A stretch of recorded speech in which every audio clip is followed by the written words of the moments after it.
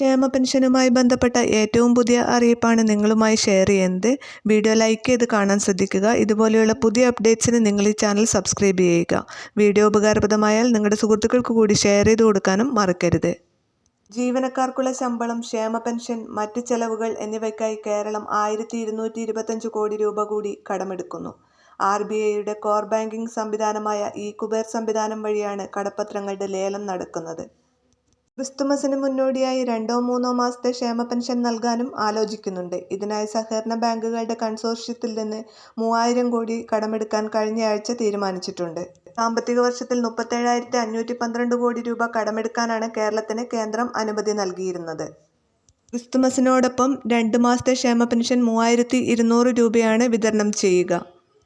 December 18 മുതൽ വിതരണം ആരംഭിച്ച് ക്രിസ്മസിന് മുമ്പായി വിതരണം അവസാനിപ്പിക്കുന്ന രീതിയിലായിരിക്കും നടപടിക്രമങ്ങൾ. ഡിസംബർ മാസത്തെ പെൻഷൻ വിതരണവുമായി ബന്ധപ്പെട്ട ഔദ്യോഗിക അറിയിപ്പ് ഡിസംബർ 15-ന് ശേഷം ഉണ്ടാകും.